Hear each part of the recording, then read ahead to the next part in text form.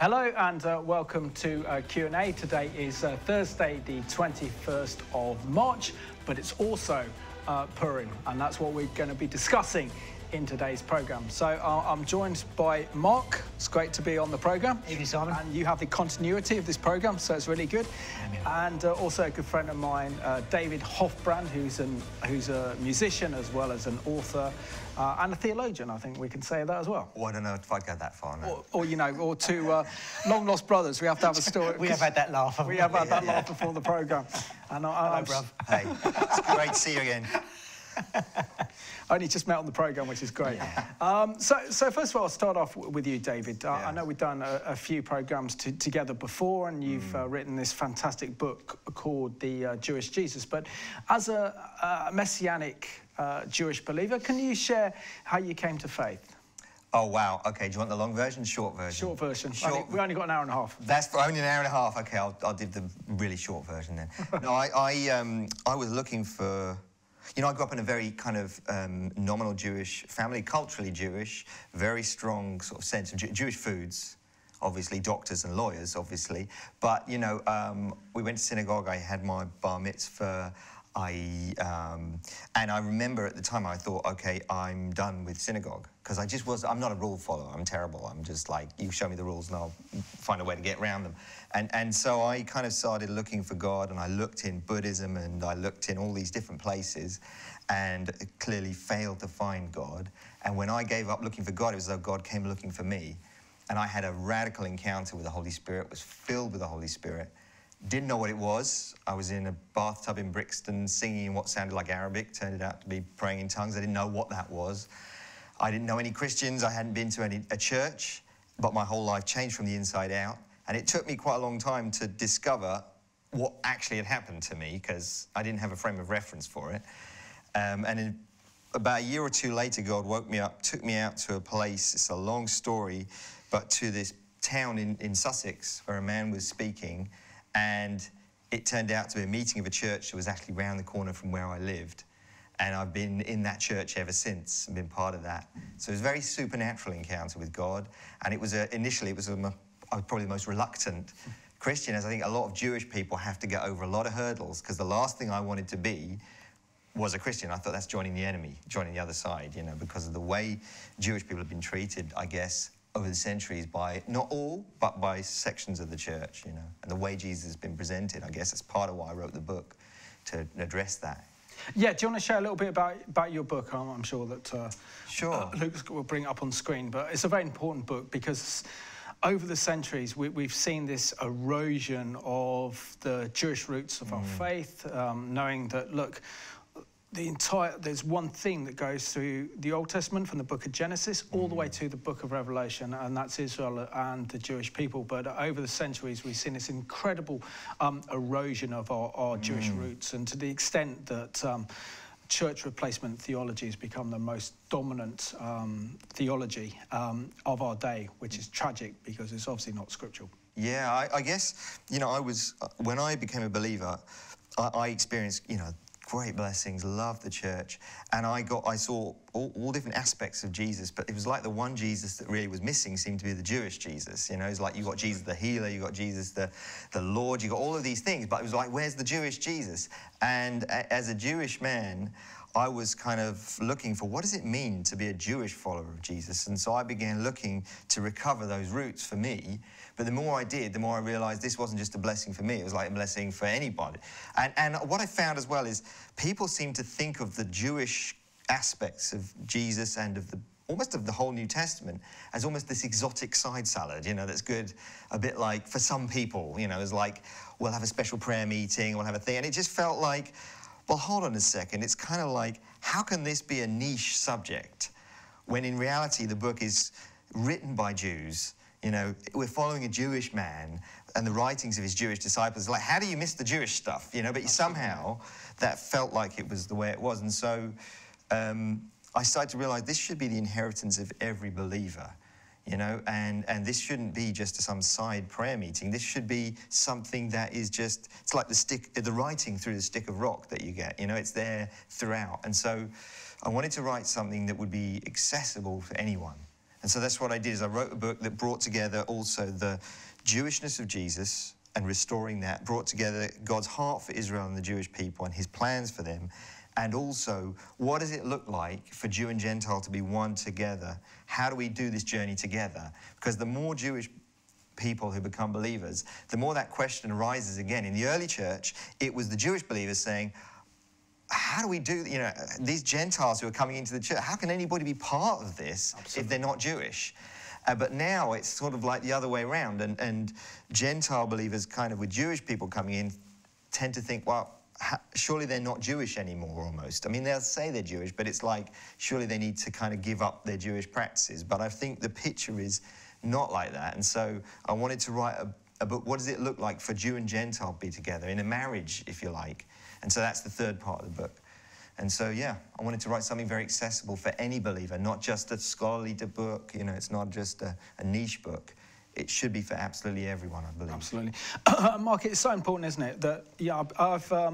Also, before I answer that one, I just want to thank all the wonderful people that turned out to hear me speak in the Republic of Ireland and in Northern Ireland last week. It was a fantastic time and wonderful to actually meet you all. And yeah, Northern Ireland's a very special place, so it was great. So going back to what I was saying before, Mark, you know, the most extraordinary thing is, and this is what I think that almost, say, 2/3 of the church or the evangelical church across the West don't kind of seem to realise, is that because of the re-establishment of the State of Israel on the 14th of May 1948, that means we're living in biblical times. That means we no longer can wish that we had a time machine, that we could go back and see, for example, Moses cross over with the Israelites crossing over the Red Sea with the Egyptian in pursuit. No longer need to go back to see the time when David defeated Goliath, or to see the time when you know, Daniel was in the lion's den, or to see Jesus rise Lazarus from the dead, because we're living in biblical times today.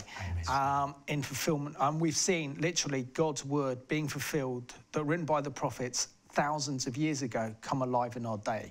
Shouldn't this be a wake-up call for Christians to understand that we need to understand the Jewish roots of our faith and recognise that Jesus, Yeshua HaMashiach, is not a blue-eyed, blonde-haired Aryan? You just took the words out of my mouth. Yeah. Sorry. May the 1448 is God's clarion call. Just as a reminder that the church is not a Western establishment. Jesus wasn't some guy from Gothenburg, you know, just with certain Jewish clothes. This man was a Middle Eastern man, a Jew, a rabbi, and the whole of God's story of redemption is based on one land, one Messiah, one people group, and we have been grafted in by God's grace. You know, we've got no room to boast, because we can be easily taken out very, very easily. And the re-establishment of Israel is God saying, this is my Jewish story. It's never changed. You can jump on board and get the fullness of your faith if you wish, because quite simply, the West has almost hijacked it, and it's become like a bit of a sideshow, you know? Yeah. So we are live, we are interactive. We'd love to know your views and comments, especially during this Jewish feast of Purim, which means casting lots. And today's question is, in light of the rise of Jew hatred, how relevant is the biblical story of Israel? So please send in your comments, your views, either by text or by email. We'd love to hear from you, because without your feedback and your comments, it's not a programme.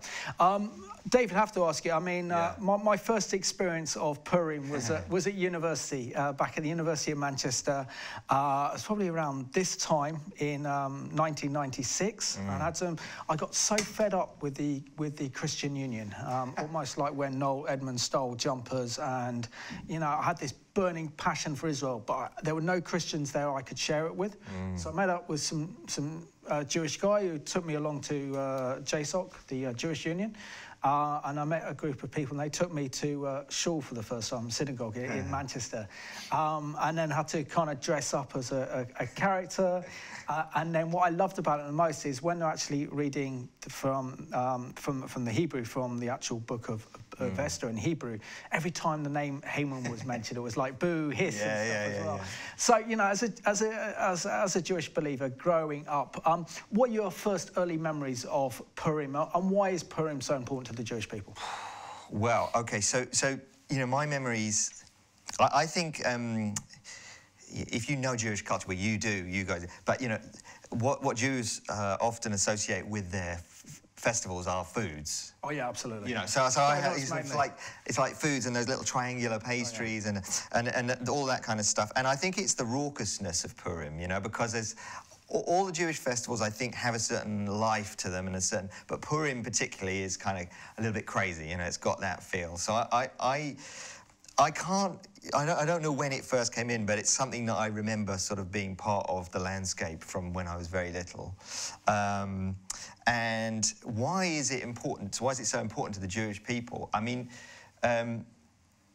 the pattern of anti-Semitism and persecution that you see in the Purim story is repeated in Jewish history. But it's this really, really distinct example of, and it's such a sort of amazing story of the way that God intervenes whenever there's persecution of the Jews. And so I think it's kind of almost sums up that sense for Jewish people of God's protection in the face of anti-Semitism and persecution. And I mean, the Purim story is so interesting because it really has this sense of rage against the Jews that seems to come almost from nowhere. A rage that sort of just appears.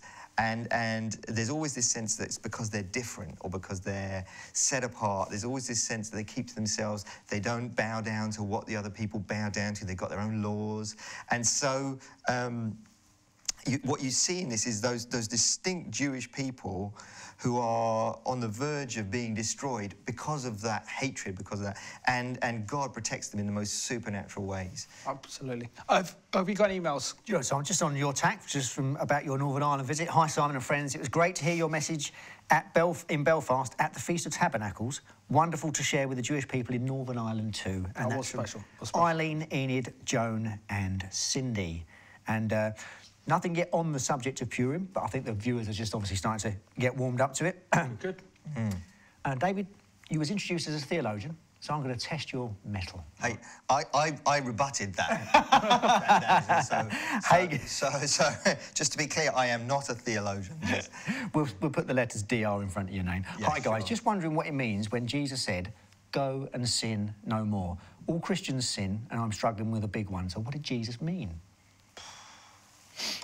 Not off topic, Mark, though, but... That's all right. No, it's because there's no Purim ones. OK. Should we go to the Purim video now? It gives you a bit of time to think about on that one. I think we'll think together, yeah. Absolutely. So what we're going to do now is we're going to go to a video that I produced 2 years ago. I'm still wearing the same jacket. And this is on the story of Purim.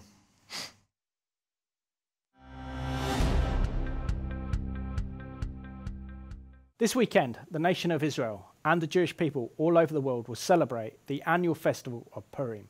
This fun-filled holiday will involve wearing fancy dress costumes and eating special delicacies. However, there is a dark side to this celebration, as the Jewish people remember how God liberated them from genocide in the ancient Persian Empire. The Jewish festival of Purim is based upon the historical accounts set out in the book of Esther in the Bible. It takes us back to a world over 2,500 years ago at the height of the ancient Persian Empire that is now modern-day Iran. The book of Esther starts with the Jewish people living in the Persian pagan empire, too afraid to reveal their Jewish identity in case of reprisals on their community. The Bible describes how the incredible events that occurred in the book of Esther happened during the reign of King Ahasuerus. The Persian Empire spread from India to Ethiopia and was divided into 120 provinces. The scene is set with King Ahasuerus in the 3rd year of his reign, when he decides to show off his decadence and power by putting on a party of all parties at his palace in Shushan. He invites all his officials, servants, nobles, and the princes of the provinces to the glamorous gathering that would last for 180 days. During the party, King Ahasuerus wanted to show off the beauty of his queen Vashti to the guests at his court, but she refused to join him, which provoked the king's anger. His advisors told him that for the sake of all men of his kingdom, he should make an example of Queen Vashti by dethroning her. They recommended that the king should hold a beauty contest and the winner could be his new queen. Now is the time for the main characters, Mordecai and Esther, to make their mark on this powerful story. Mordecai was a Jew who raised his beautiful niece Hadassah as his own daughter because her parents had died. Hadassah would later be known by a Persian name, Esther. This young woman was very beautiful and lovely in character. When King Ahasuerus sent out a search for his new queen, Esther was spotted because of her great beauty. Esther was taken to the palace and Mordecai advised her to conceal her Jewish identity. Every day, Mordecai would go to the front of the woman's quarter to learn about the plight of Esther's welfare and what was happening to her. Now, she had undergone 12 months of preparation before she would meet the king. So the day came when she would have her encounter with the king in his royal palace. The king loved Esther more than all the other women, and she found favor in his eyes, so he made her queen. Shortly after Esther's appointment, her uncle Mordecai uncovered a plot to kill the king. Mordecai reported the sinister plan to Esther, who informed the king. The conspirators were hung on the gallows, and the incident was written down in the book of Chronicles in the presence of the king. At the same time, the Bible recounts that the king Ahasuerus appointed Haman to be his prime minister, to govern over his empire, and he would take center stage in this story. To the anger of Haman, Mordecai refused to bow down or pay homage to him, as the other servants did at the king's gate. Haman, filled with hatred and rage, decided not to strike Mordecai, but would instead seek to destroy all the Jews throughout the kingdom. Haman decided to cast lots to determine the day and the month that the Jews of the empire would be ethnically cleansed, and therefore the Jewish festival is called Purim, named after the Persian word for casting lots. Haman goes to the king and tells him about the Jews who are scattered and dispersed amongst the people and throughout the empire, and that their laws are different, and that they do not keep the king's laws. He also convinced the king that the Jews were disloyal subjects, so Haman deceived the king into ushering a decree to annihilate the entire Jewish community from his kingdom. Mordecai, on hearing the horrific news, tore his clothes and put on sackcloth and ashes to mourn for the pending destruction of his people. The Jews of the kingdom also mourned and fasted before the Lord for their deliverance. When Queen Esther heard what was going to happen to her people, she sent a message to Mordecai that she was fearful of pleading the plight of the Jews of the empire before the king, in the belief that she would be killed. Mordecai replied with a powerful message to her. Do you not think in your heart that you will escape in the king's palace any more than all the other Jews? For if you remain completely silent at this time, relief and deliverance will arise for the Jews from another place, but you and your father's house will perish. Yet who knows whether you have come to the kingdom for such a time as this? Esther sent a message to tell Mordecai to gather all the Jews in Shushan, to fast and pray for 3 days for her, and she would approach the king.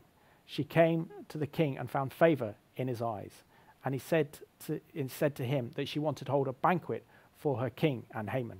Now Haman was filled with pride and boasting because of his new powerful position and how the queen had invited only the king and himself to a banquet. That night the king could not sleep, so he commanded his servants to bring him the book of Chronicles, and he opened the page where it was recorded that Mordecai had saved the king's life by exposing the plot to murder him. The king was shocked to learn that Mordecai had not been honored. At the same time, Haman was on his way to the king to suggest that he should hang Mordecai on the gallows that he had made for him. In an incredible turn of events, the king decided to honor Mordecai for saving his life by honoring him, and Haman, his arch enemy, had to put a royal robe on him and parade him around the city in front of the adoring crowds. This was pure humiliation for Haman, who thought that he was going to be rewarded and now he had to publicly honour Mordecai. This was followed by the Queen's banquet, where Esther revealed her Jewish identity to the king and pleaded for a people who were to be annihilated because of Haman's evil plan. Haman became very afraid in the presence of the king and queen and pleaded for his life, but to no avail.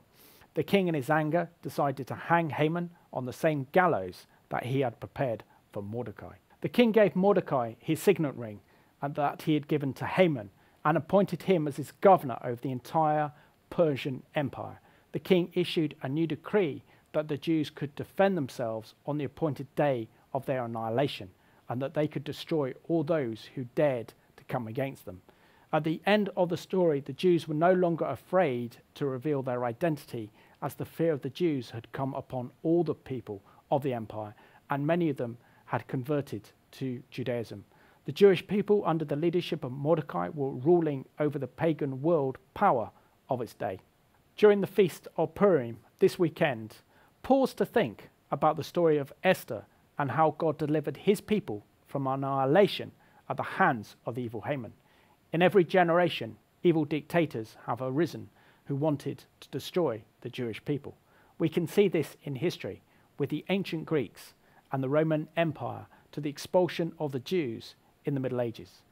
In the 20th century, we saw this with the rise of Nazism that brought terror and fear throughout Europe, and they were responsible for the murder of over 6 million precious Jewish lives on an industrial scale. To President Nasser of Egypt, who threatened to drive the nation of Israel into the sea before the Six-Day War in June 1967. Recently, the Islamic Republic of Iran's president, Ahmadinejad, threatened to wipe Israel off the face of the earth. Today, we are witnessing that same spirit of hatred for the Jewish people that we have not witnessed since the 1930s and the 1940s. You only have to read the newspapers or watch the news on your television screens, and you will discover stories like ISIS that is plotting terrorist attacks on the British Jewish community. The British Home Secretary, Amber Rudd, has issued a warning to the Jewish community that the Islamist terrorist organisation is preparing a terror attack against them. She was reported as saying in the Daily Mail that Islamic State, also known as Daesh, had identified Jews as a legitimate and desirable target. The Community Security Trust, that is the communal Jewish organisation that provides security for the Jewish community, recently issued its own annual report on anti-Semitism, stating that 2016 was the highest on record for the number of anti-Semitic instances recorded in the UK. We should not be fearful, because the story of Purim gives us hope, because the God of Israel is faithful to his chosen people, because he has a plan and a purpose for Israel and the Jewish people.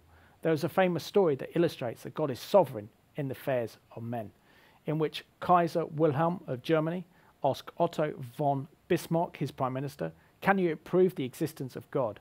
And Bismarck replies, "The Jews, your majesty, the Jews."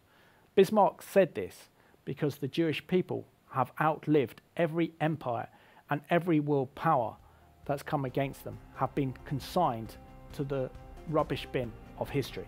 God's warning behind the story of Esther in the celebration of Purim is that those who come against the Jewish people come against the God of Israel.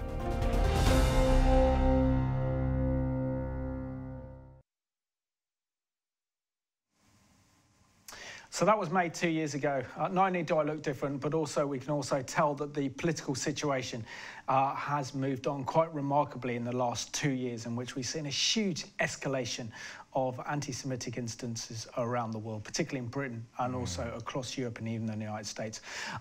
Mark, I produced that one because I have to honestly say that the book of Esther is one of my most favourite books of the Bible, because it also shows God's sense of humour. I mean, here we are. We have Mordecai. We have the Jewish community living in the kind of Persian Empire, which is now modern-day Iran, and there was great fear that was over the Jewish people. But to the extent of one man who was very brave and very courageous in Mordecai.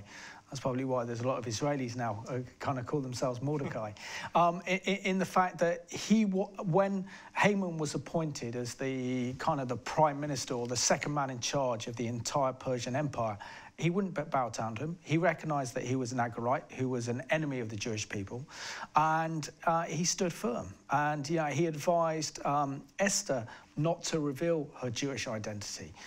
And then we see these plots being made, and I think it was, the plot, and that's what Purim is, the casting of lots to decide by royal edict the day in which the Jewish people would be ethnically cleansed from the Persian Empire. So we're talking about a mass genocide.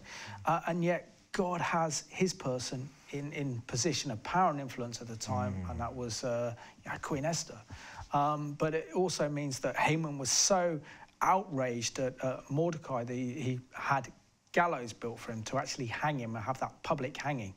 And yet it was Haman who ended up being hanged on the gallows. And then by the end of the story, we see that it's a great fear of the Jews because Mordecai had succeeded Haman and was second in command of the Persian Empire. And it talks about how the fear of the Jews had come upon the people in the entire empire, where they were proud to be Jewish, where they're proud to say that we believe in the God of Abraham, Isaac, and Jacob. And I suppose one thing we can take away, I think, from this incredible story is that God is sovereign. And that God is in control of history. And however much evil men plot and scheme, they never succeed because they go against the God of Israel. I just draw incredible inspiration from this book, and particularly as it shows that despite the rise of Jew hatred, that God is on the throne and he's sovereign. And if we trust him and we fast and we pray, he can deliver us. That's right. Yeah, you always see that God has a man. God always does have someone in position, and God always uses a person. That's the thing, isn't it? He's got a plan, but his plan isn't some abstract thing up there. It's always to use a person. And the hiddenness is really interesting as well, because you see that picture with Joseph. So Esther does what Esther does, but you actually see Joseph does exactly the same thing, and he is hidden, and he becomes this ruler. And when his brothers come to him, they don't even recognize him because he's been shrouded in Gentile clothes, So they come to him, and it says he recognizes them. He's weeping, and they don't know who he is. And he says, "Look, come closer, come closer." And there's that hiddenness there, that he's been given a Gentile name, he's been given a Gentile wife, and yet he becomes the savior. And then you see for his brothers. And you see God has had that plan all along. And what Joseph says is, you meant this for harm, but God had a plan the whole time. And then you see exactly the same thing with Esther, is that this, the way that God does it, with Queen Vashti doesn't come, and then she gets banished, and then you get this kind of crazy thing where Esther, who was called previously at Hadassah, and then she becomes in this position and is hidden again because nobody knows that she's Jewish, and she's also given a Gentile name, and she again is revealed, and when she's revealed, she becomes a savior for all the Jewish people as well. So it's a theme that recurs, isn't it? It's really interesting. Yeah. Mark, we see, even from the book of Genesis, don't we, Satan's plan to destroy the Jewish people. And I think the first attempt at mass genocide against the Jewish people is with the book of, the story of Moses and Moses' birth, in trying to kill all the Jewish Hebrews and to wipe them out. And, the Pharaoh's daughter sees Moses in the reeds and then rescues him. So it really shows us that there is a constant theme, throughout the Bible of Jew hatred and how Satan tries to stir up this hatred against the people. And it always comes to a matter of life and death as well. That's right. Not only life and death for a whole people group, but when God uses individuals, it can often come down to your life and death as well. When Mordecai was prompting Esther to go and have a meeting with the king, and she said, he hasn't called me for 30 days, you can't just pop in there, you just can't do that. And she comes out with that beautiful line, I will go, and if I perish, I perish. And Jesus said, those who lose their life for my sake will find it. There's always this on the edge life and death situation with a whole people group and individuals as well. And God, it's almost like God is just looking down and saying, go on, keep going. It doesn't matter if you do die anyway, because I'm even going to beat death for you. So you don't even have to worry about that. But she took the bravery and she went in, and she was bold and courageous, and it paid off. Can I give you the example of this anti-Semitism, which, if we look at history, it is such a familiar, so familiarly repeated. It says, this is in Esther chapter 3, verses 8. Then Haman said to King Ahasuerus, there is a certain people scattered and dispersed among the people in all the provinces of your kingdom. Their laws are different from all the other peoples. They do not keep the king's laws. Therefore, it is not fitting for the king to let them remain.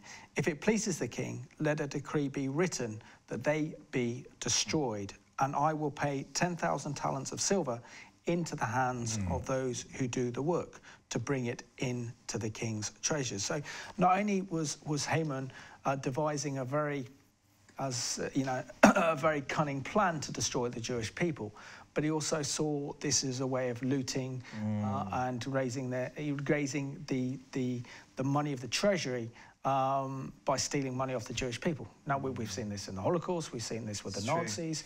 We see the same sort of statements being levelled at Daniel, in the time in the Babylonian Empire, that, he doesn't observe the laws, he serves a different God. He doesn't bow down and worship you, king of Babylon.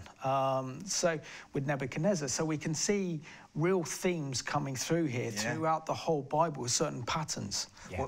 What's interesting is it's the very blessings of God.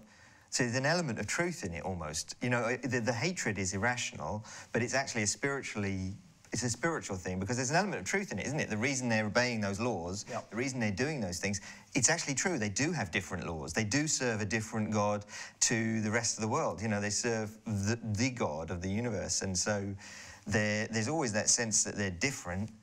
They're set apart, but actually that's exactly what God says. You are a different nation. Exodus 19:6, isn't it? You will be a kingdom of priests. You'll be a special treasure. And we were talking about it before. If you're Gentiles, the Gentiles, it says, have been grafted into those same promises. So when Peter talks about royal priesthood, a chosen generation, he's not saying something completely new. He's saying you've been brought into this same thing to be a royal. So in a sense, that rage about them, about the Jewish people, it's almost inexplicable without the spiritual dimension to it. But there's an element of, it comes from the blessings of God. That's what actually creates the kind of that sense of we have to stop this, people, and suspicion almost. It is. It's an irrational suspicion. I would dare say there's a bit of jealousy thrown in there. There's a bit of an idea of who do these people think they are, and the very fact that they've been re-established after 2,000 years of being basically obliterated is people look at them and think, what is going on here? They literally can't fathom them. That's it. And so irrationality and a dark spirit of irrationality just comes in, because that is what we know the enemy of our souls does. Yeah. Got one here, lovely one from Susan. Evening, guys. Great to watch the programme. What do you think is the prevalent feelings of the Jewish population about whether to stay or go from the UK because of anti-Semitism? Does this feeling differ in different parts of the country? P.S. Loved David's book. Susan. Shucks. Always nice. Does it differ around the country, David, or is it London-centric, or what do you think? That I honestly, I don't really know, but I definitely think that there is more of a... I think for Jewish people over the centuries, it always has started with rumblings, hasn't it? It's always started with these kind of the normalisation of things that previously were unthinkable, and people saying things that were previously would, not have been said. And I think Jewish people all have this sense that however assimilated they are, there is this, and the Holocaust was obviously a massive turning point, but there is always this sense that things may turn, things may change. My great-grandparents came from the sort of Russia and the Baltics and around that kind of area at the turn of the century because of the pogroms that were happening there. And they were equally, irrational. There's always this sense of blaming the Jew. There's always a dual sense of, like, they're a depraved people, they're a kind of, weak, feeble people, and also they're a powerful people and they're going to take over. So that's how you know it's irrational, because it has, like, these thoughts. Yeah, and you see that with Sanballat in Nehemiah, who says they're a feeble people, and it's like, but they're so afraid of them rebuilding Jerusalem.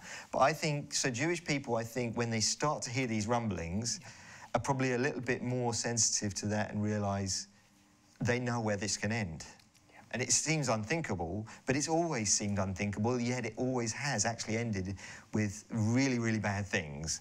And so I don't know about different areas of the country, but I certainly know that all the Jewish people I speak to are alarmed by the hostile environment. Wow. And particularly I noticed, say, when my nieces went to university, on campus, on campuses, the kind of aggression in the ways people speak about Jews, the kind of, people will say things they don't realise are anti-Semitic, so they'll use old tropes about money, about, you know, just these things that are just kind of basically anti-Semitic. And they'll say, and thinking it's almost okay, the hostility towards Jews on campus is really difficult from Jewish people. So I don't know about different parts of the country, but I think that is prevalent in most campuses, for instance, around the country. Wow. OK, David. And I've got a good one here from Andy, from Coventry. Do you agree that if we had a general election any time soon, that the Conservatives would easily win due to Labour's anti-Semitism, and that the Tories mainly believe that the UK should be a tolerant Christian country, proud of its Judeo-Christian heritage? I know that I am proud of our Judeo-Christian heritage. God bless Israel. Andy from Coventry. General election soon, what do you think? Well, what I think is I don't know many Jewish people who are going to be voting for Labour at the moment. That's given the way that has all unravelled. I mean, you can't speak any blanket. I think compassion is not the preserve of any one political party. I think there are people who do love Israel within both sides of the spectrum. Yeah. And I don't know if I would say that as a blanket thing. I don't know what you obviously are involved in this kind of stuff as well, but I don't know if I would say it as a blanket thing that the Tories are the party of compassion in that sense, right? Because I think there is some elements of the Tory party, there's also some attitudes that may be difficult. So, but I'd be amazed if a large percentage of the population voted for Corbyn at the moment, given, I mean, it is, you've got even ex-Labour leaders saying this never happened when I was in charge. But we're living in such extraordinary political times where anything's possible. It is. That's what makes things difficult. So before you could say categorically no, but because of the time, the situation we're living in, say no. I mean, look at the last election. I mean, Jeremy Corbyn was a joke. Theresa May thought she's going to massively increase her majority. She didn't do so. Had to remain in power thanks to the DUP. And she completely hashed up that election in terms of campaigning and lost it. And then more people thought, oh, well, you know, we'll take a gamble on Jeremy Corbyn. But can I combine both of those two questions into one? In the sense that, you know, where we see Jewish populations, large populations, be it North London, Manchester, maybe Glasgow and a few other places, this is where we see the high concentration of anti-Semitism in particular. So it is around the country. And, you know, what was so interesting is last year that the three main Jewish newspapers, the Jewish News, and the Jewish Telegraph up in Manchester, and the Jewish Chronicle had printed the same headline, that Jeremy Corbyn poses an existential threat to the Jewish community. So you realise then that this is pressure coming from the Jewish community itself to try and get the communal Jewish organisations act together to say, look, we need a stronger, more powerful voice. So therefore they were communicating that through the Jewish press and Jewish opinion. And I'm sure that because of Jeremy Corbyn and the constant scandal surrounding the issue of anti-Semitism won't go away around his leadership. I mean, I'll give you some examples. I mean, firstly, he goes around at a conference and says that Hezbollah and Hamas are his friends. And now these are genocidal terrorist organisations that are not only committed to Israel's destruction, but the Jewish people worldwide. You then have something else which is equally worrying. He also addressed, I think when he was first Labour leader, the Labour Friends for Israel conference, in which he gave a speech to a Jewish audience, but he could never mention the word Israel. Then we also recognised that he was the president of the Palestinian Solidarity Campaign, and, you know, he was on a very violent anti-Semitic member of a Facebook that was full of Holocaust deniers and anti-Semites and what have you. So he's surrounded by himself. His own advisors themselves hold deeply disturbing anti-Semitic and very hostile views to Israel, because these are the people he surrounds himself with. And when you have someone like that who then also supports the IRA, supports violent political movements, the thought of him then coming to power would be very, very troubling for the Jewish community. The fact that he can't deal with the problem in his own party. Now, I produced one of the clips we saw earlier, as soon as Jeremy Corbyn became leader of the Labour Party, warning the dangers of his leadership. Because, you get someone like Jeremy Corbyn who attracts that spirit of anti-Semitism, the enemy's going to use that. And then you see them rise to powers like we saw with Haman. We look at Haman. Haman was a nothing man, and yet we see other figures that are weak, like Jeremy Corbyn comes across as a kind of weak leader, but because of that hatred means he can soar to the top. And therefore his whole failure to tackle this issue, never to reassure the Jewish community. Obviously he thinks differently in terms of his own constituency and the Jewish people his own constituency, but in terms of his attitude, anyone who's Jewish to say, look, this person, like grassroots person, and has said this anti-Semitic comment, this has gone on, this has come on, and his failure to get to grips with it, his failure to actually tackle it, wouldn't actually reassure anyone who's Jewish. And of course, we also have to put into the mix, I think, the dark shadow that's cast over the Jewish people, and that is 80 years ago, we saw the worst chapter of Jewish history. Over 6 million Jews murdered at the hands of the Nazis on an industrial scale. That's going to cast a dark shadow. So when we see, for example, the rise of anti-Semitism like we're seeing today, and it goes through big cycles, 70-year cycles or so, this is a warning. But the thing is, it's a warning to the Jewish people, but it also should be a warning to the rest of society, because what starts with the Jewish people never finishes with the Jewish people. That's right.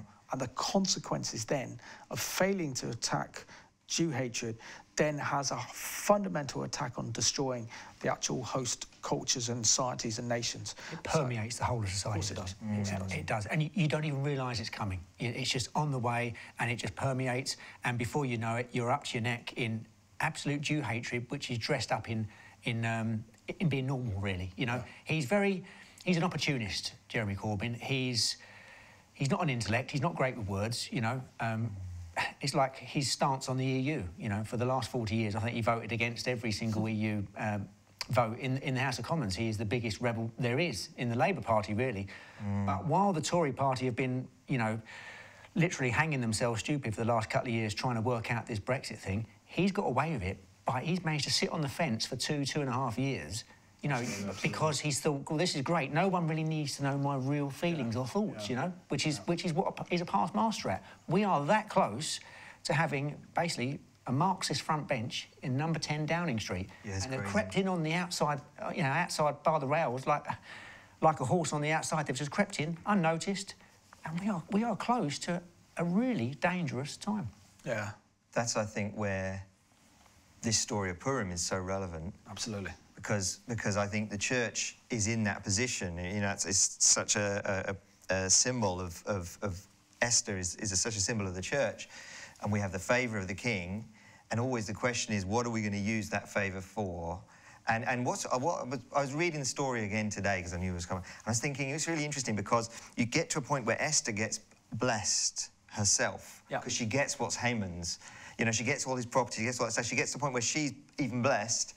And then she has to again sort of go, OK, I've been blessed, but can we deal with this thing about the Jewish people, about the brothers and sisters? And I think, the church, it's a challenge for the church. Like, well, we've been blessed by coming into the favour of the king and coming to this place. Absolutely. But just as Mordecai said to Esther, have you come to the kingdom? Maybe you've come to the kingdom for such a time as this. And I think for every Christian, we had there's that challenge.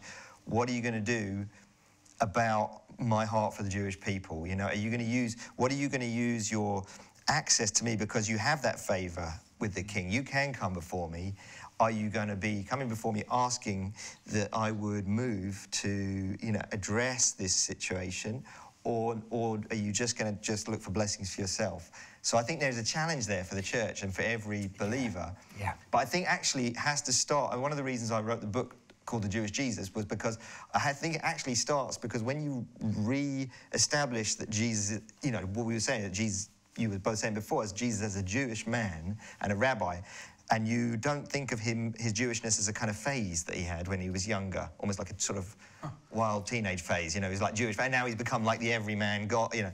But when you actually go, okay, no, he is, because he still identifies himself at the very end of Revelation, he says, it's almost like Columbo, you know, when he kind of comes back, oh, one more thing, you know. Yeah. I am the root and offspring of Jesse. I'm the heir of David. You know, he says, like, the last thing he says about himself is, I'm still the Jewish king, you know, just so you know. And so I think when we restore that to Christians, they automatically have to then think, well, if he's still Jewish, if he still associates with his Jewish family, how does he feel now about his Jewish brothers and sisters? And that is the gateway into experiencing the heart of God for the Jewish people. And I think that's the challenge for the church, because I think most Christians actually see this as almost irrelevant, or as two separate things. There's the rise of anti-Semitism, and then there's kind of my spiritual walk, you know, and they don't bring these two things together, which is why it's great you're doing these kind of programs, you know.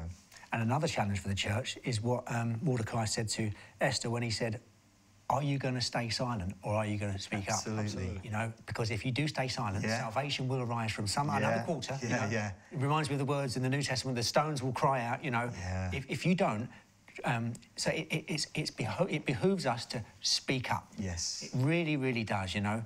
Sir Edmund Burke had that famous quote, all it takes for evil to flourish is that good men say nothing. Or do nothing. Yeah. Or do nothing, absolutely. And I think I told Simon this once. I walked into I call it the cabbie caff, you know.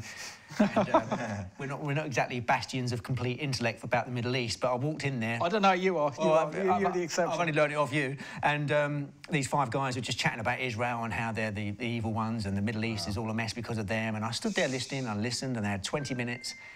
And you know when that moment, David, when you feel your heartbeat going and you can feel your temples going, you're thinking, I need to speak up, but I could end up having a big Barney here. And I thought, in for a penny, in for a pound. And I said, do you mind if I just correct you there, guys? And I held court for about 20 minutes in a little cafe with 5 cab drivers that stood there in stunned silence. And I said, probably best not to watch the BBC News and Sky News all the time. Probably best to get your info from another source. And they were stunned silent. Wow. You have to speak up. Yeah. Because if you don't, in your opportunities, God will raise up someone else. That's so true.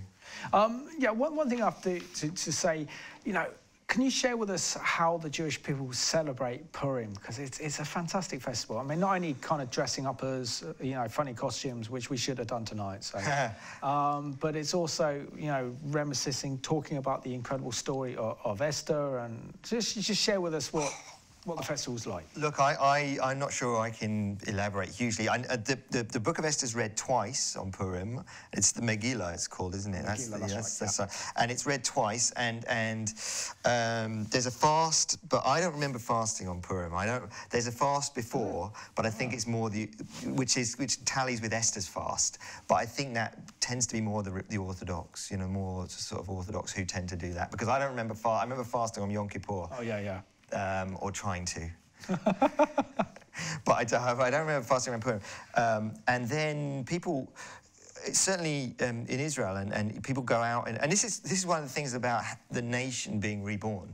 In Israel, my best friend lives in Jerusalem, Adam, guy called Adam, and you know, he'll send me every Purim, he'll send me these videos of like what's going on in Israel, where he is like out there, partying, he's out there kind of, and there is just, everyone's on the streets. Everyone is on the streets, and most people are dressed up, crazy costumes, dancing. It's like going from the Notting Hill Carnival, but across the whole city. And so I think the difference growing up in England, you know, celebrating Purim is you have some of that, but it's not the whole, you know, community doing that. So and I didn't live in a very Orthodox Jewish community. I lived in Camden Town, you know. So Purim wasn't celebrated big in Camden, I'll be honest. But you know, but it is a fun time. It's like, you know, I remember the whole you know, shouting out when Haman's name is called out, drowning it out, and the clackers. You've got like, oh, what are they called? Clackers that you kind of shake, make noise as well at the time, and it's all of that. It's all of that. It's a feast, you know. It's a feasting time as well.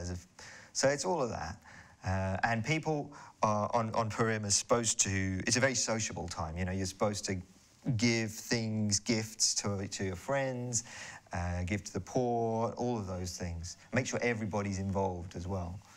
Yeah, that's about it, really. That's my memories. Lovely little text here from Nick from Croydon, and it contains two words which I love and are relevant to us. Without the reverence of Mordecai and the courage of Esther, every Jewish seed would have been history forever, so there would have been no lineage to Yeshua. And the two words that I love are reverence and courage. You know, apart from holiness, no man will see the Lord. And we are exalted time and time again to be courageous and bold and step out. You know? Absolutely. Yeah. I mean, also, I think we have to say that, you know, when it comes down to Queen Esther, I mean, the way she handled herself, the way she took Mordecai's advice, and to say, don't reveal your Jewish identity, don't reveal who your people are. You know, keep it a secret. So, you know, she obviously, you know, her parents died, and Mordecai raised her as a young girl, and obviously took incredible delight in her, and installed so much wisdom in her. But she also had that courage as well, and that bravery to act, because it's one thing saying, I can save myself. I'm the queen. You know, what happens to my people? Well, you know, I've got a nice lifestyle. You know, it's not going to matter. You know, why should I act? Because, you know, I've got my own self-interest and I'm comfortable and I'm in a good place. But no, she doesn't do that. She acts upon her own people, and she has compassion for her own people. She even fasts with the rest of the Jewish population across the Persian Empire, which Mordecai led as well. So to have that, and also then to risk her life by breaking royal protocol to approach the king and to reveal Haman's evil plot.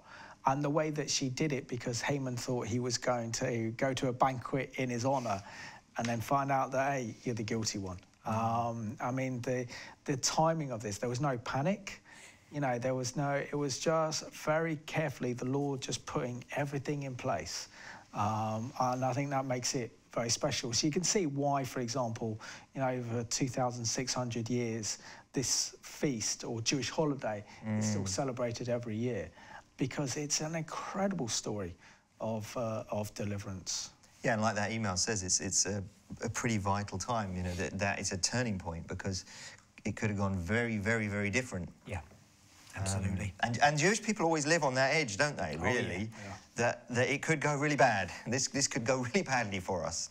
I think Jewish people are always ready to leave, you know. I heard a lot of Holocaust survivors who survived the war say that they always had their bags packed. That's what I'm in saying. the garage.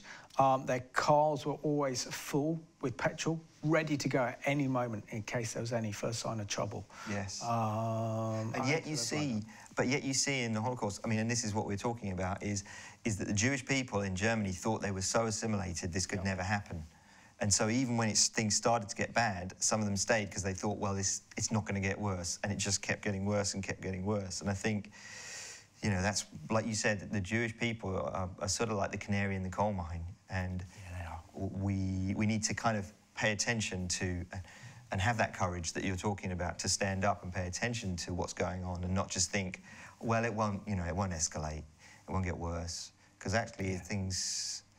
the peacefulness of the times that we've lived in is relatively uncommon over the centuries. You know? Yeah, but it's coming to an end now. I mean, if you have a look, really, in the last 100 years or so, well, over 100 years, so let's say 130 years, like there's been two huge, massive waves of Jew hatred. The first in like the 1880s, in which France was the most cosmopolitan, sophisticated nation in the day, where the Jewish people were assimilated in France.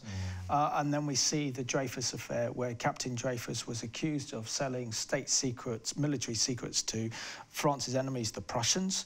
He was then pumped up on false charges. Then they had a court-martial, became kind of public in France. And we see that a rise of Jew hatred emerge in France, to the extent that Theodor Herzl, who was a journalist, was covering this story, felt the urgent need to write his book, Der Judenstaat. And he was the one that founded Israel's political ideology, which is Zionism, which is nothing less than the right of the Jewish people to self-determination, to live in their ancient biblical homeland.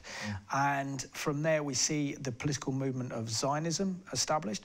And then if we see, again, we see another huge spike of Jew hatred in the 1930s and 40s with the rise of fascism and Nazism across Europe, and of course then the emergence of Hitler that resulted in the death of over 6 million Jewish lives in the Holocaust. Now, we see then that was only 3 short years between the darkest period of Jewish history and also the most triumphant period of Jewish history. 3 short years from the Holocaust to the re-establishment of the State of Israel. And the state would have existed prior to that because the Jewish agency were taking over more and more kind of governance, more and more Jewish people are coming into the land.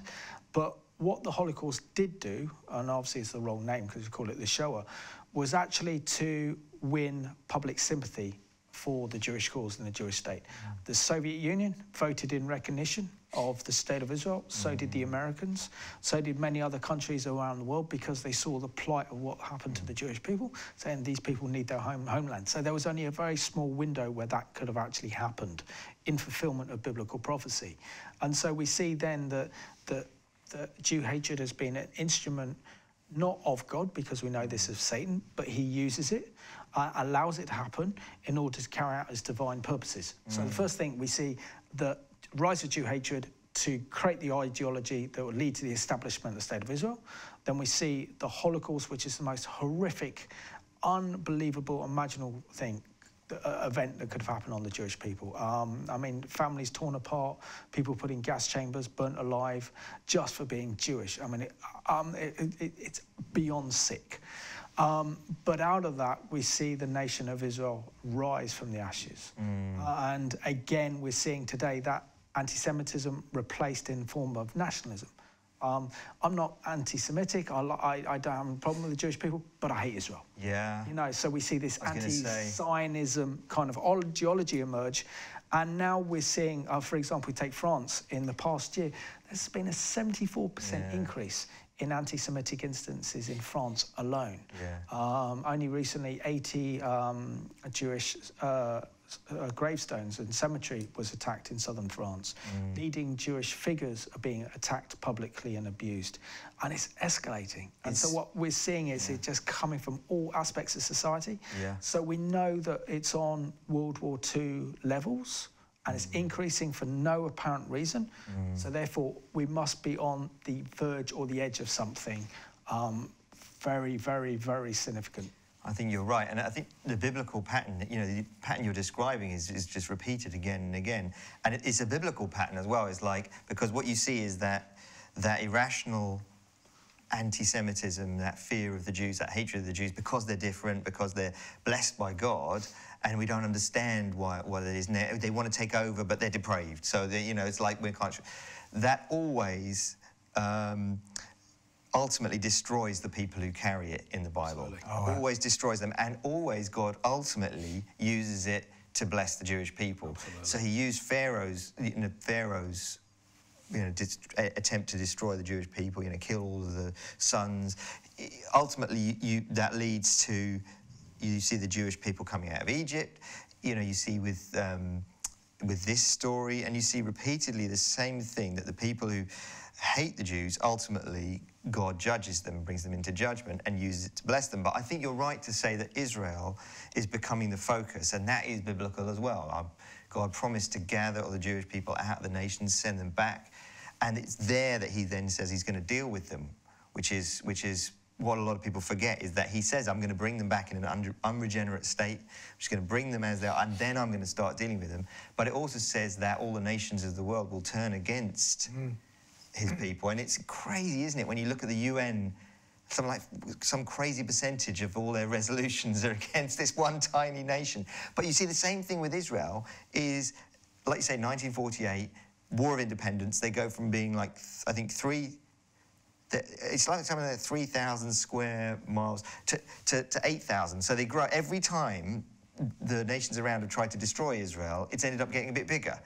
And the way that it's reported sometimes, Israel, it's like as though Israel has gone out, of its own volition to conquer and to, take over. And in reality, the exact opposite is true, is the nations around have gone, right, they're only a small nation, we're going to destroy them, they shouldn't be there, they come against them, and then Israel gets bigger. Yeah.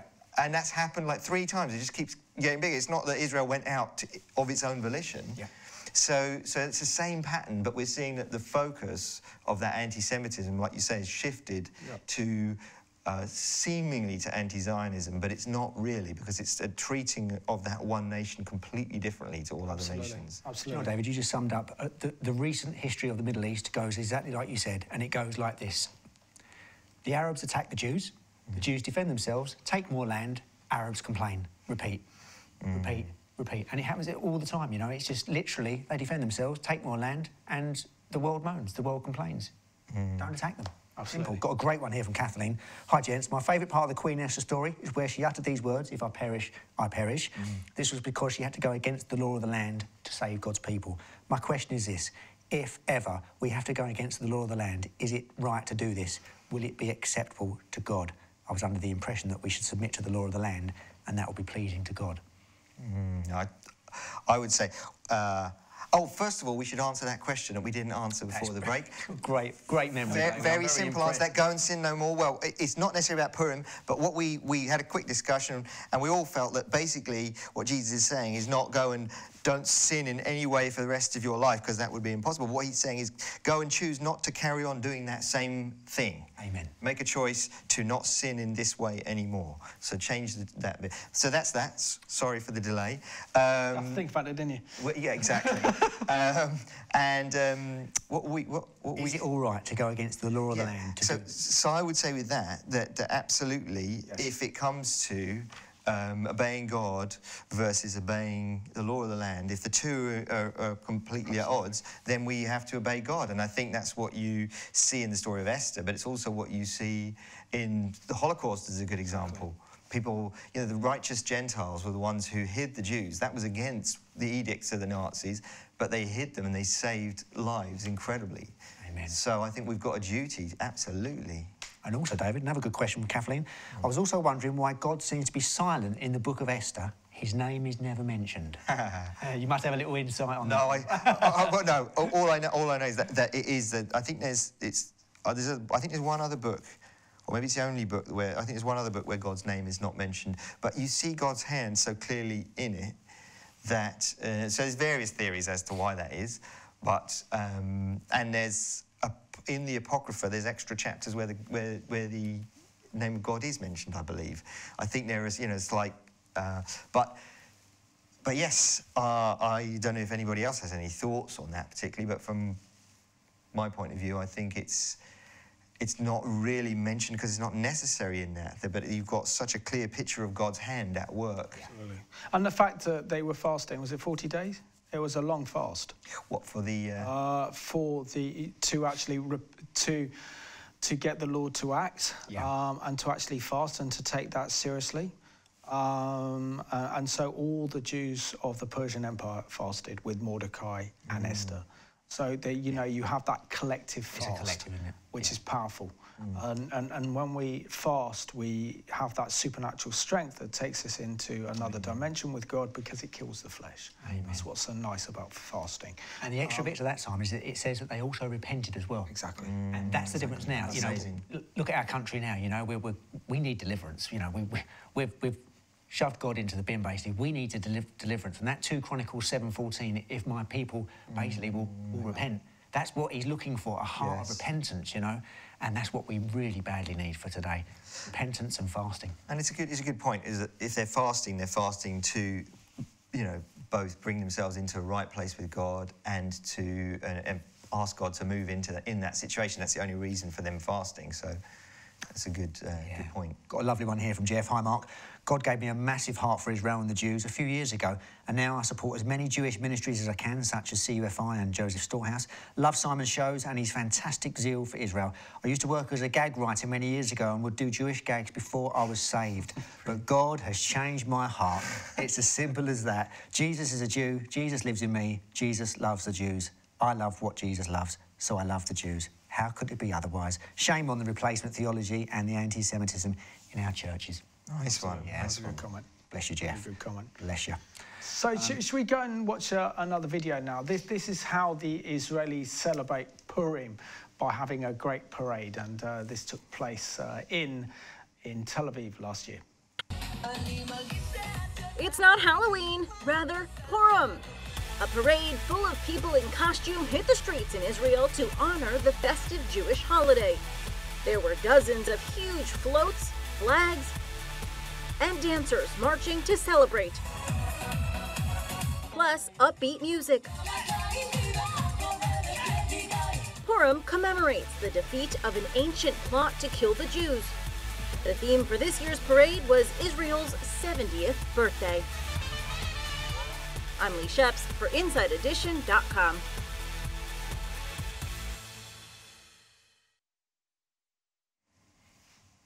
Gives you a little bit of a taste of how the Israelis celebrate Purim. Puts us to shame, really. Should have worn our costumes and stuff as well. So Wigs. Yeah, if we had worn something, what would you normally wear for Purim? Do you know what is funny? I mean, what's funny is that people wear not just kind of, some people dress up stuff to do with the story of Esther, but also people just wear crazy stuff like Superman outfits. Yeah, I saw that one of the clips. All sorts of silly stuff. So wigs, just whatever. There's no real rhyme or reason about it, so long as it's dressing up. And people don't know exactly where it comes from, because it's like, but I think it's the idea of being hidden and that whole thing of disguise, So, yeah. I like that. Well, my kids think I dress ridiculously anyway, so I don't need to put on any costumes. I'm a laughing stock in my house anyway, so... Not at all.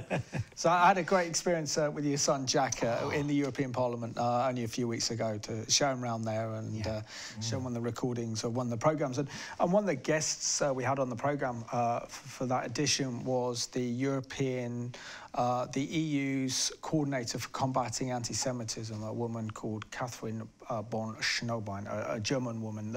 And I asked her the question, I said, how is this personal to you? And she said, it's very personal to me, because as a family, we've always had Jewish friends and Jewish guests. And so therefore, it's when, it's personal and it has an impact, you're able to fight it better. And her deep understanding of it is profound, because there are three historical stages of anti-Semitism. I mean, first it's the church, believing that the scriptures that the Jews murdered Jesus, but he said he went of his own free will, and he had to be the sacrificial lamb, and he gave up his life. So it wasn't the Romans, it wasn't the Jewish leadership. Jesus chose to die as the sacrificial lamb in fulfillment of the Passover. So therefore we see it's a religious anti-Semitism persecuted by the church throughout the Middle Ages. Then we come to the period of the Reformation period, where we see the growth of science and technology, and then it becomes about race. The Jews stand out, they look different. And this is where you have all the caricatures of the big noses and everything else come into play. And it becomes about race and look. And then the final stage that we're in now is anti-Semitism on an international level, in which Israel is picked out as the Jewish state. I mean, a classic example of this. What other nation in the world that's become a new nation since the end of World War II, with the establishment of the United Nations, has its very legitimacy as a state questioned constantly in academic circles, in the media, and also amongst politicians around the world? It's only Israel's whose very existence as a state is questioned, and yet Israel has more legality as a state than most nations in the entire planet. So, it just shows you that singling out of Israel, that demonization of one nation, is that same spirit of anti-Semitism. And where do we see the biggest threat facing Israel today? As in the Book of Esther, from Iran, the Islamic Republic of Iran. We see their leaders constantly referring to wanting to destroy Israel and the Jewish people, and also talking about this destruction by the likes of Ahmadinejad, the previous president, saying that he will wipe Israel off the face of the earth, denied the Holocaust taking place, and even see that from the supreme leader. Why else do they want nuclear weapons? Why else are they now only 50 miles from Israel's border on the Golan Heights? Why do they support genocidal terrorist organisations like Hezbollah and Hamas? And of course, Jeremy Corbyn appeared on Press TV on a regular appearance on Iranian state television.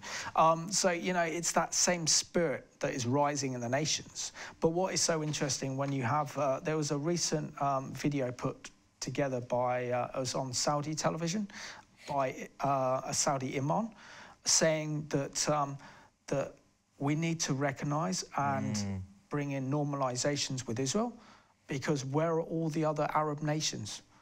They've gone to pieces, and yet Israel remains. Yes. And today Israel is the most strongest dominant force in the Middle East, so we have to change our perspective.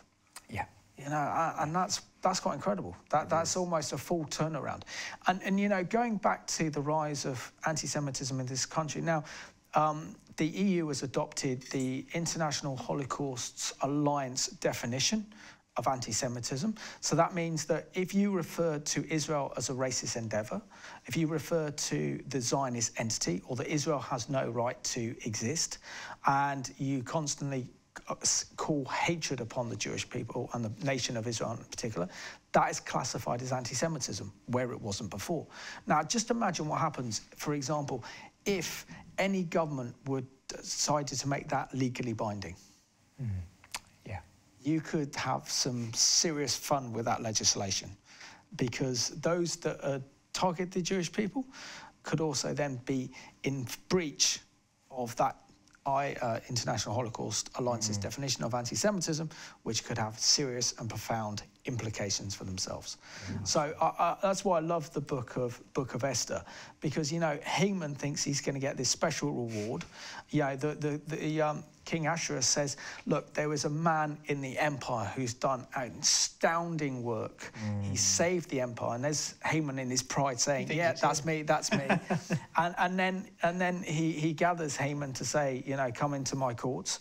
And, you know, King Ahasuerus says, I want you to honour Mordecai. I want you to put him on a horse and then parade around the whole citadel of Shushan, so the whole people can glorify him, worship him, and realise what a true hero he is. And Haman is the one that has to drag him round, even though he absolutely hates him. Now, if that's not a sense of humour, yeah, I don't know what is. It's lovely, isn't it? What you were saying earlier about the UN, Simon, and the amount of well, edicts they put out against Israel, it is a prolonged session of delegitimisation. If you can keep lying about Israel and literally questioning their right and their actual even existence over these few thousand years in there, then if you say it often enough, I think one of Hitler's henchmen said, if you lie often enough, it becomes the truth. I think it was Goebbels. I think. It was Goebbels. It was Goebbels. And this is what we're seeing. And even in the Kidron Valley, you know, the Palestinians, the Waqf digging up Jewish artifacts with Jewish Hebrew writing on them from thousands of years old and smashing them to pieces. They're literally getting rid of them. Yeah. If you can try and disprove the history of the Jews in that land, you can get rid of them completely. It's called delegitimisation, and it's been working a treat, but God oversees it. But I mean, but David, if we go to the very character of the Jewish people, if we go to the very character of the nation of Israel, there is such an ethos in Jewish thinking that to save one life is to save the world. Famous expression.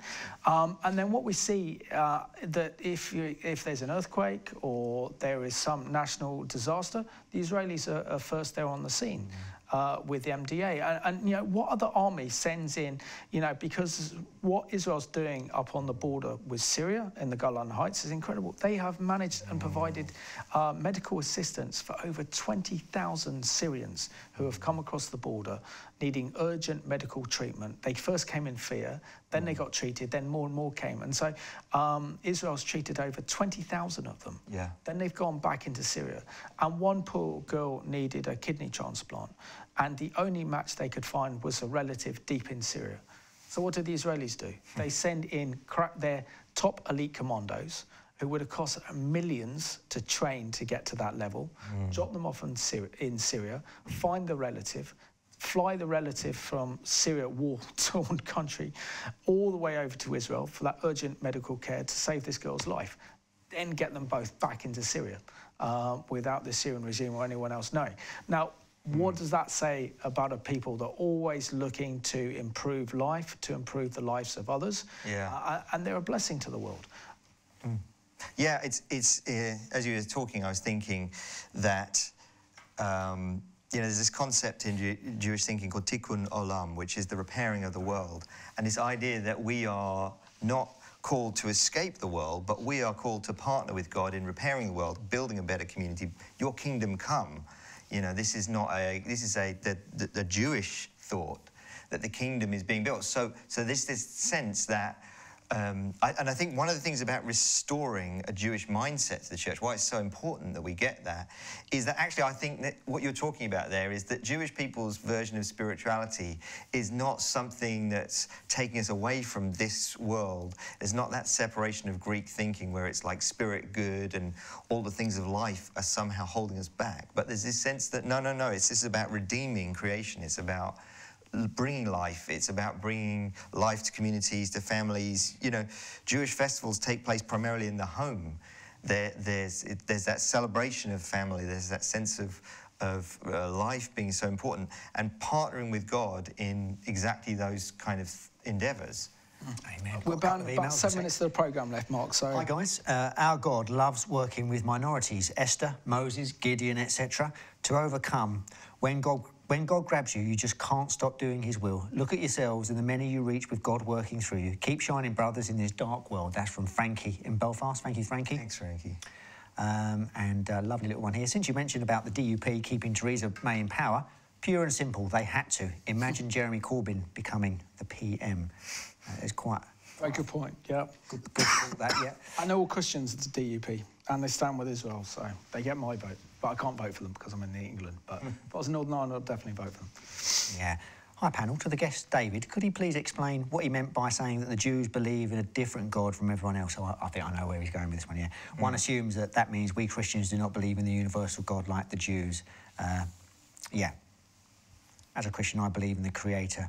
I think, Tim, what it was, you were talking about...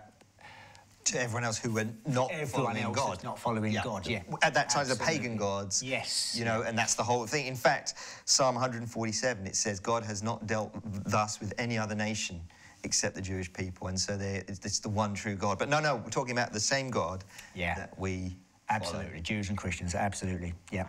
Hi, folks. You say it's worrying for the Jews if Mr Corbyn gets in. It's really worrying for everyone in England if he gets in. And that is from Dave. Thanks, Dave. Oh, nothing at all on that one. The church is the light and the salt of the world. There is a need for teaching political consciousness in the church. Light is seen and salt is applied for it to be effective. Thanks for the Revelation channel. Very true. We need to be seen and we need to be felt, don't we, David? You know, as a church, we've gone... I find the hierarchy in the Church of England now are very quick to speak about issues which are pretty much nothing to do with anything biblical or anything, you know, anything to do with the world, but are strangely silent when it comes to heavy biblical matters. So we need to be seen and felt. And certainly the Jewish people. Oh, absolutely, yeah. Absolutely. Yeah, it's true. It's true. We've got a responsibility. And it said, you know, Paul says that we have a debt to the Jewish people because everything that we have from them. So if we're not able to shine in that area, then there's something wrong. Absolutely. Yeah, absolutely. Do you think if David Miliband became Labour's leader, it would benefit and resolve some of the issues blocking the running of Great Britain, e.g. Brexit and the government? I think, again, you know, looking for human answers to what's ultimately spiritual questions. I mean, yeah, we are in a situation now where we are up against an evil empire that is pushing and further pushing for a European superstate. where, you know, you're dealing with an elite who are not elected, they're not accountable to anyone, and they have a dream of creating a United States of Europe, and they don't care what they do in order to get there. So kind of in light of that, when you kind of see that one, you know, we need to pray for righteous leaders to emerge, God-fearing people that can actually stand on the truth, know what's the right thing to do, and just do it. Yeah. Yeah, and that's what's needed. So, you know, you look at, and again, it's a question of when Samuel was choosing, we've got 2 minutes, so I've got to make this quick, choosing the next king of Israel. And Samuel said, oh, this man. And God said, no, it's the heart, not the outward appearance of man. So, you know, what God looks for and what man looks for and seeing is two completely different things. Amen. 1 Samuel 16:7, that. Thank you. Matthew, London. It is time the church celebrate that salvation came from the Jews. We are all grafted in by God's grace. What a joy to be identified with the Jews. Thanks, Revelation Channel. And that is from Matthew. Right, they're very long, so we're down to our last 2 minutes, are we, Simon? Yeah. So, yeah, a minute and a half. So, should we, David, have you got a message for our viewers? Maybe some viewers are watching and they don't realise that there is such a strong Jewish component to our faith, and why it's important not only to recognise the Jewishness of Jesus, but also to recognise that we owe everything to the Jewish people in terms of the prophets, in terms of the law, etc. Well, firstly, the Bible says that God said to Abraham, those who bless you will be blessed, and those who curse you I will curse. So there is a blessing in this. Secondly, you know, the Jewish people are central to God's revelation of himself, and he called them apart and he joined us to their call. So the Bible says the root supports the branches. You've got to be blessing the roots. And if we want to understand where history is heading, then we have to get on board with God. But I would say also simply, the Bible is written from a Hebraic perspective. And if you want to understand the Bible, you want to understand Jesus, you have to let go of your traditional thinking and just let the text speak to you. Okay. And restore that to yourself. Excellent. David and Mark, it's been a pleasure. This hour and a half has gone past so quickly. Thank you for this wonderful programme. And I just want to thank you for watching Q&A, you know, celebrating the wonderful story of Purim. What a brilliant idea to go and read the book of Esther again, to see God's hand of deliverance and sovereignty of the Jewish people. And we'll leave you with this very modern version in tribute to Queen Esther.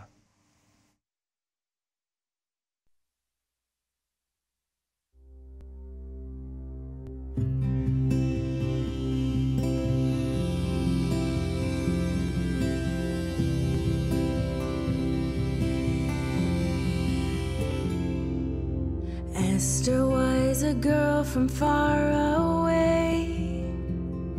She lived a simple life and loved the Lord. A king was looking for his bride to be. He fell in love and called this girl his queen.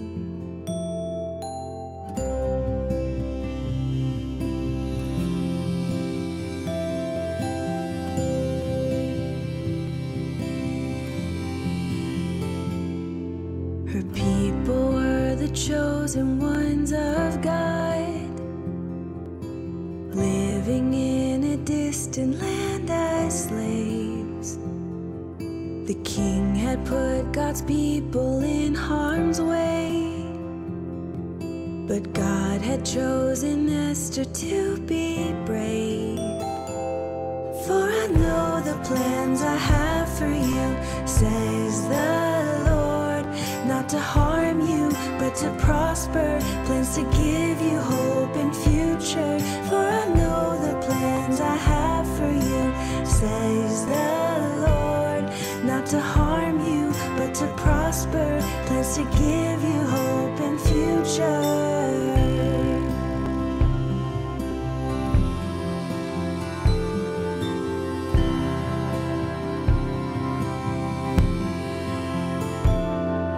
You might be scared, but hold on to the truth. Our God provides and He will not leave you. And when you feel alone, remember you are His. For you were called for such a time as this. for you, says the Lord. Not to harm you, but to prosper, plans to give you hope and future. For I know the plans I have for you, says the